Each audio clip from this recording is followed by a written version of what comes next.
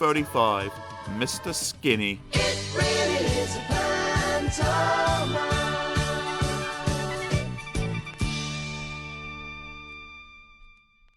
Mr. Skinny was extraordinarily thin, painfully thin. If he turned sideways, you could hardly see him at all.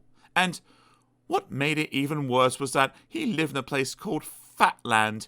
Yes, Fatland. As you can very well imagine, everything and everybody in Fatland was as fat as could be.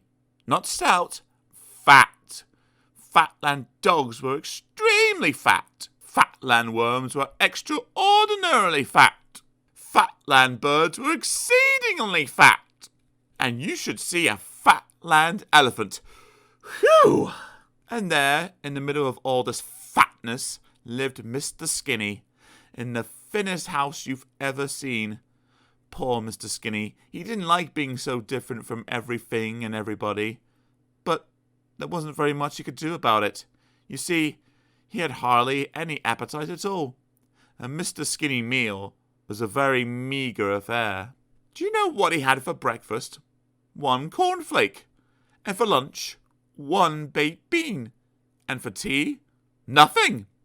And for supper, the world's smallest sausage. And after that, he felt so full, he went straight to bed. In his long, thin bed, in his long, thin bedroom, in his long, thin house in Fatland. Oh, I do so wish I could do something about my appetite, he sighed to himself just before he went to sleep. I think, he thought, that I'd better go and see the doctor about it. And he went to sleep. The following morning was lovely. A large fat sun shone down on the fat green trees and the fat yellow flowers, and through them walked Mr. Skinny on his way to see the doctor. Dr. Plump. Come in, he wheezed as Mr. Skinny knocked at his door. Sit down, he wheezed as Mr. Skinny entered. And what, he wheezed, putting his plump fingers together, seems to be the trouble? It's my appetite, explained Mr. Skinny. I like to be able to eat more so I could put on a little weight. Yes, you are, how shall I put it, thin, wheezed the doctor, looking at him over his glasses. I know, he continued. Let's start the treatment right now. He licked his lips. This very moment, he added, and he opened a drawer in his desk and took out an enormous cream cake. He put it on the desk in front of him, and opened another drawer and took out 6 donuts, and put them on the desk in front of him, and opened another drawer and took out 12 currant buns, and put them on the desk in front of him. 11 C's, he explained. But it's only 10 o'clock, said Mr. Skinny. Who's counting? Wheezed Dr. Plump. And without further ado, he and Mr. Skinny ate the lot. Mr. Skinny ate a dab of cream, a donut crumb, and 1 currant. Mr. Plump ate the rest. Wheezed Dr. Plump, popping the last currant bun into his mouth and looking at Mr. Skinny. I see, he said. What you mean about your appetite? He thought for a moment.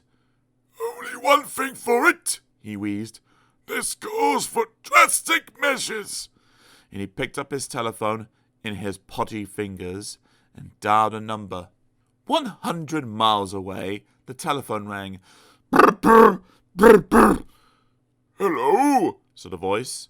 Do you know whose voice it was? Mr. Greedy speaking, said the voice.